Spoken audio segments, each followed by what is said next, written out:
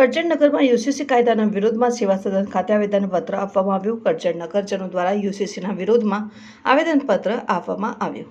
સેવા સદન ખાતે આવેદનપત્ર આપવામાં આવ્યું. કરજણ શહેરના તમામ મુસ્લિમ સમાજ તથા કરજણ તાલુકાના મુસ્લિમ બિરાદરોનું વકફ બોર્ડમાં 2025નું બિલ નવો કાળો કાયદો સરકાર દ્વારા બહુમતીના જોરે પસાર કરેલો છે. તે સુધારા વધારા વકફ બિલનું કરજણ શહેર અને તાલુકાના મુસ્લિમ બિરાદરો મુસ્લિમ સમાજ દ્વારા આ બિલનો સખત વિરોધ કરી આવેદનપત્ર આપીએ છીએ. તેમજ હાલમાં ગુજરાત ગવર્મેન્ટ યુસીસીનો કાયદો પસાર કરવા માટેની પ્રક્રિયા ગુજરાત સરકાર દ્વારા કરવામાં આવેલ છે. તેનો પણ અમુક કરજણ તાલુકા અને શહેર મુસ્લિમ સમાજ તેનો પણ અમુક સખત વિરોધ કરી આવેદનપત્ર આપવામાં આવ્યું છે. આવેદનપત્રમાં હાજી જહાંગીર જેસંગભાઈ પટેલ અને મુવલાના યાસીન અશરફી તેમજ કરજણ મિનેશ એડવોકેટ પરમાર અને સૈડુભાઈ માળિયારે हाजिरी आपी थी।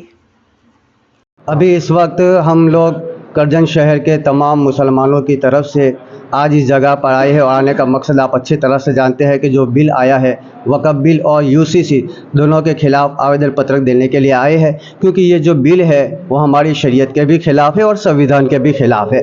वक़फ़ जो है वो वक़फ़ है कि एक मुसलमान अपने खून पसीने की कमाई से जो जायदाद को जिसकी उसकी जायदाद जो होती है वो मसाजिद में या मदारिस में या खानका में देता है, वो वक़फ़ जो है अल्लाह की मिल्कियत है और उस पर कोई दूसरा काबिज़ नहीं हो सकता। इसी तरह यूसीसी जो है कि इसमें ये बताया गया है कि खाला के लड़के के साथ निकाह होगा या नहीं, मामू की लड़की के साथ निकाह होगा नहीं है, मियाँ बीवी के एक दूसरे के हुकूक क्या है, ये तलाक का मसला क्या है। तो ये सारे जो है हमारे मजहबी मामलात है और हुकूमत को जो है मजहबी मामलात के अंदर दखल अंदाजी नहीं करनी चाहिए। हमारी शरीयत ने बता दिया है कि कहाँ निकाह होगा कहाँ नहीं होगा, किसके ऊपर क्या हक है किसके क्या हक नहीं है। ये सारे जो है हमारी शरीयत ने, हमारे कुरान ने, हमारे दीन ने बताया है। लिहाजा हम आज इसलिए आए हैं कि ये जो बिल आया है जिससे मुसलमान खुश नहीं है और इस वक्त जो है आप पूरे हिंदुस्तान में देख रहे हैं कि एहतजाज हो रहे हैं और विरोध प्रदर्शन हो रहे हैं। लिहाजा सरकार से हमारी यही अपील है कि इस बिल को जो है वापस लिया जाए।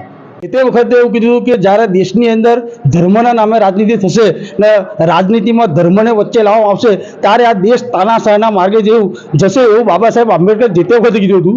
ને હાલની અંદર વર્તમાન પરિસ્થિતિ દેશની એ જ બની રહી છે કે ધર્મના નામે રાજનીતિ થાય છે, પરંતુ આ દેશના તમામ નાગરિક પહેલા ભારતીય છે, આ દેશના લોકો છે, તો એમનો જે ધર્મ છે ધર્મ જે બંધારણની અંદર ઉલ્લેખ કરે કે બિન સાંપ્રદાયિક દેશ છે આ, તો દરેક વ્યક્તિ ધર્મ પાળી શકે છે પોતપોતાનો અને એની અંદર દખલગીરી ના થવી જોઈએ। હાલની સરકાર દ્વારા જે વકફ માટે જે કાયદો લાવ્યા છે, યુસીસીની જે વાત ચાલી રહી છે, એ કાયદાને અમે જે લાવવાના જે સક્કર શબ્દો વખોડી નાખ્યા છે અને આજ રોજ અમારી નાયબ કલેક્ટર સાહેબ કરજણના મારફતથી માંગણી છે સરકારને કે બંને કાયદાઓ રદ કરવામાં પાછા લેવામાં, એવી અમારી લાગણી અને માંગણી છે આજ રોજ।